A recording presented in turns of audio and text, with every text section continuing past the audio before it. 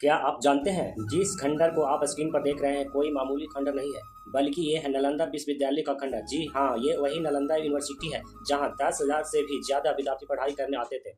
आपको जानकर हैरानी होगा कि इस विश्वविद्यालय में 3,000 कमरे, बड़े बड़े कक्ष और अध्ययन के लिए 9 मंजिला एक विशाल पुस्तक था जिसमें एक समय 3 लाख से भी अधिक किताबें मौजूद होती थी। नालंदा को तक्षशिला के बाद दुनिया का दूसरा सबसे प्राचीन विश्वविद्यालय माना जाता है। यहाँ सिर्फ भारत के नहीं थे, चीन, जापान और इंडोनेशिया से भी लोग सिर्फ ज्ञान लेने, पढ़ाई करने आया करते थे। और उस समय भारत बाकी में एक विश्व गुरु था, लेकिन आज इसका हालत ऐसा क्यों हो चुकी है? दरअसल यह बात है आज से लगभग 1,000 साल पहले की, जब बख्तियार खिलजी अचानक से बीमार हो जाता है। बहुत हकीमों के इलाज के बाद भी उनके सेहत में कोई सुधार नहीं हो रहा था। तभी उससे किसी ने सलाह दिया, नालंदा विश्वविद्यालय के प्रधानाचार्य राहु श्री भद्राचार्य से इलाज करा सकते हैं। बख्तियार खिलजी ना चाहते हुए भी राहु भद्राचार्य को अपने पास बुलाया, लेकिन उनके सामने एक शर्त रखता है कि उनके द्वारा दी गई किसी भी दवाइयाँ का सेवन वे नहीं करेगा। फिर भी राहु भद्राचार्य उसका इलाज करते हैं और उनके दवाइयाँ देने के बाद कुरान देते हैं और कहते हैं कि इसके कुछ पेज रोज पढ़ा करना। खिलजी ऐसा ही करता है और कुछ समय के बाद वह पूरी तरह से स्वस्थ हो जाते हैं। दरअसल राहु श्री भद्राचार्य कुरान के पन्नों में दवाइयाँ का लेप लगा दिया था और जब बख्तियार खिलजी पढ़ता है तो उसके द्वारा ली गई सांस से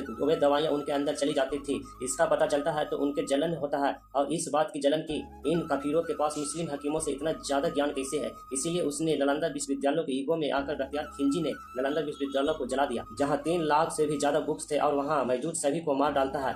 और ऐसा इसलिए क्योंकि राहु श्री भद्राचार्य जी एक हिंदू थे। वीडियो अच्छा लगे तो लाइक शेयर दबा